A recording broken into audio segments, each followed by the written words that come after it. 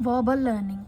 This is the study of how people learn and remember words or information presented verbally. It looks at how we recall or recognize words, lists, or sentences. Verbal learning refers to the process of acquiring, retaining, and recalling information expressed through language. It often involves memorizing words, lists, or other linguistic material. Verbal learning is studied to understand how individuals encode, store, and retrieve verbal information. The concept of verbal learning was primarily developed and explained by behaviorist psychologist Hermann Ebbinghaus.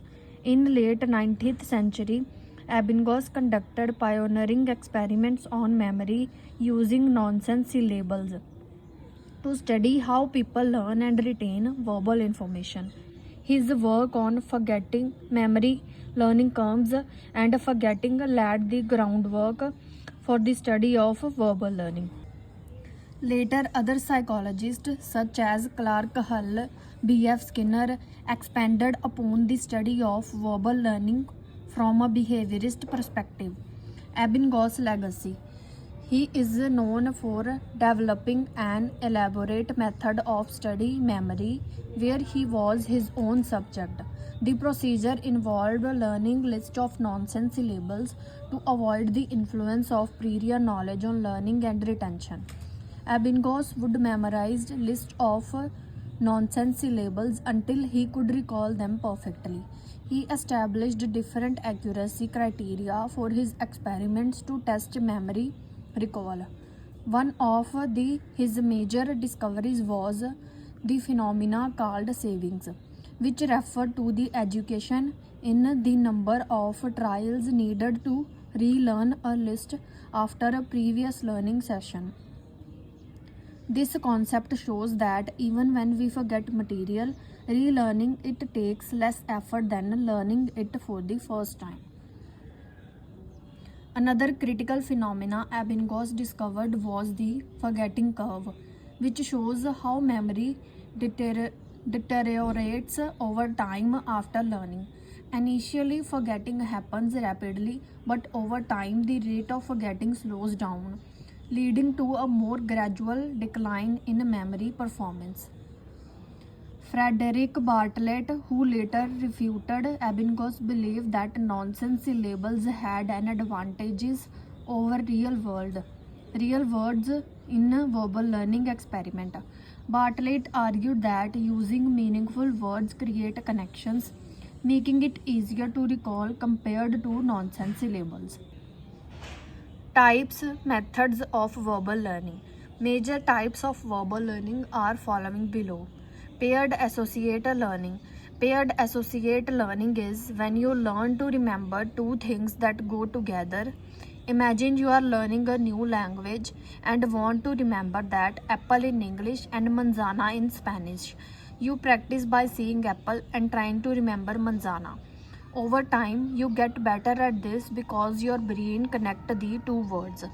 It's like when someone shows you two items and say these belong together, and later they show you one and ask what the other one was. The more you practice, the easier it gets to remember the pair. In simple terms, when form connections between two and remembering the other one by seeing one. Serial learning. Serial learning is a type of learning where a person memorizes a list of items in a specific order. The key aspect of serial learning is that the order matters. If you remember the item of the wrong sentence sequence, it shows a disruption in learning. A common example is memorizing a phone number or a list of words where you must recall them in the exact order they were presented. If you mix up the order, it means the learning was not complete. This type of learning is studied to understand how people process and recall sequence of information, and it's related to memory tasks that involve order such as learning the alphabet or a sequence of events. This is the key concept in serial learning. It suggests that when people try to remember a list of items, they are more likely to remember the first few items. It's known as primacy effect. And the last few items, recency effect. Better than the middle items. Items in the middle of a list are harder to recall because of interference from both earlier and later items, making the middle items more difficult to remember. How mnemonic strategies like forming association between items can aid to in remembering sequence of items. Two main theories of serial learning. Associative chaining theory. This theory suggests that people learn sequence by forming association between each item and the next. For example, if you are trying to learn a list of animals like a cat, dog, bird, you might form a mental link or chain between those words. Positional coding theory.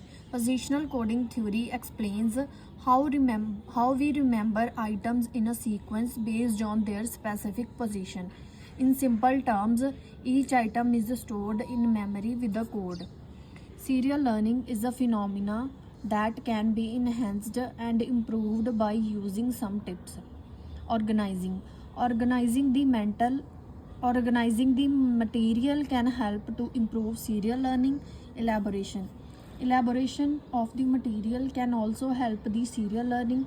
Making associations.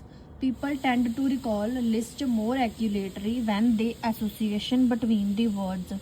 Use narrative stories. Narrative stories help to make serial learning easy and therefore improves it. Use of mental imaginary. Mental imaginary in psychology is the ability to create or recreate a sensory experience in the mind without any external stimulus. It involves all the senses, but in serial learning, the focus is generally on visual imaginary. Chunking. Chunking help the items to chunk into smaller group of items that are easier to remember. Mnemonic devices. Using mnemonic devices help us to remember the order of the items.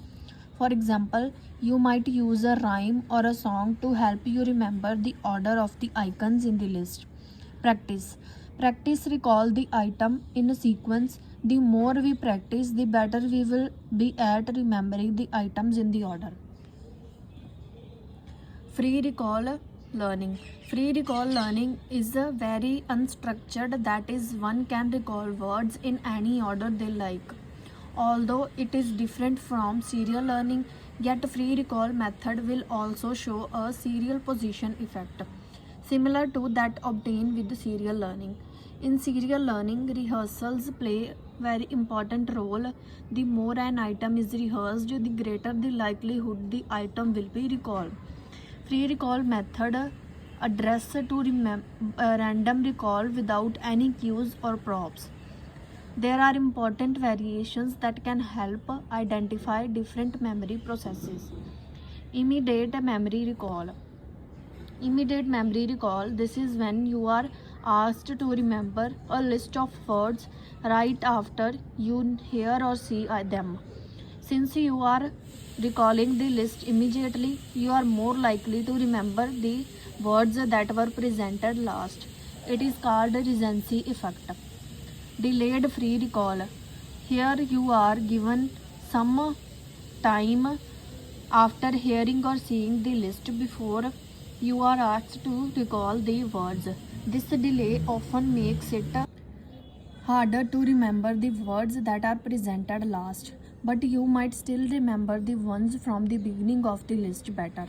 This is called primacy effect. Material of verbal learning. Verbal learning is a way to memorize new material using pictures, associations, and other activities.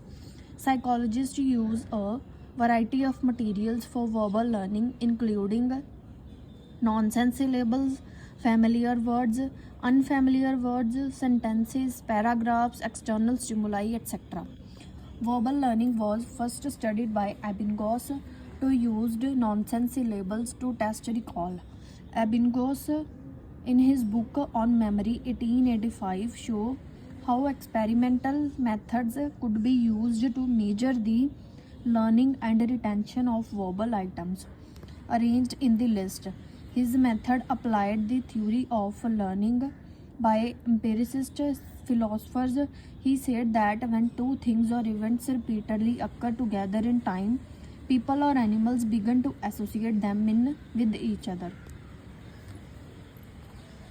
Ebbinghaus directed his attention to over nonsense syllables at a time, going from one item to the next.